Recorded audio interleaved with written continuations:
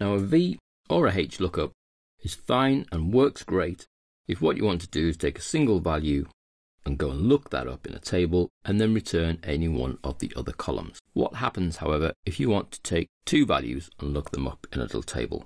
So you not only want to look up down the first column, for example, but you also want to effectively do a lookup across the row to decide which of the column values to bring back. In our example here, in nested lookups, we have a mini table which has the months of the year down the left and the sales departments across the top, and where they meet is the costs of that department for that month.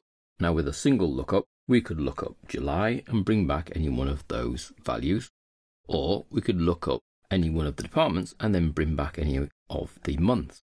But we would have to identify ourselves which row number or which column number we would want to return.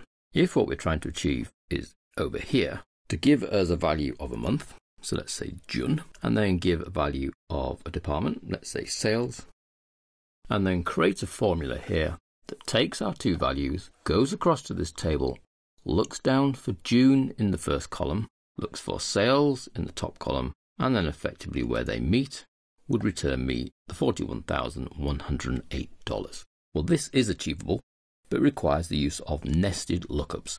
That's a lookup within a lookup. Let's see how that would work. So in our spend cell, we start with our normal V lookup. And what I'd like to look up is the month of the year. Now I'd like to take that month of the year and look up in this table here, which I'm going to fix immediately. Although in reality, I'm not at this moment going to copy the formula. But it's a good habit to be in if you're not going to name the table, comma. And then I want to know which column to bring back. Well, I want to bring back the column sales belongs to, which happens to be column 3. So I would type a 3 in here, but that's not what I want. I want it to use the sales value to determine which column to bring back. So instead of putting a 3 as the value for the col index num, I'm going to replace that whole parameter there with another lookup, which is the H lookup. Now my H lookup is going to take the sales value, or the value in B4, if I have to change that, comma, look that up in this top little table here, and that little table there. So it's going to look along the first row for the department I've typed, and then I'd like it to return, let's just add our little dollars in, and then I'd like it to return the value of row 2. Now what you will see in row 2, I've actually put a number. That number corresponds to the column heading of the initial lookup table, so of the V lookup table, and that's for a reason. So when it goes and looks in my horizontal table, it finds sales in the top row, brings back the second row value, which is 3, feeds the 3 into my VLOOKUP formula, so therefore it's looking for June in this column, and then bringing back the value of column 3, which happens to be 41,108. Well, let's finish our formulas off and see if it does. So we need to finish the H lookup, so that's comma false, so we're looking for an exact match, close the brackets,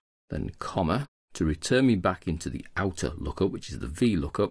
This is where the color coding brackets in Excel really do help out, because I've got red brackets around the H lookup parameters, and then black brackets around the V lookup parameters. And I'm now in the false section, because the V lookup must be an exact match as well.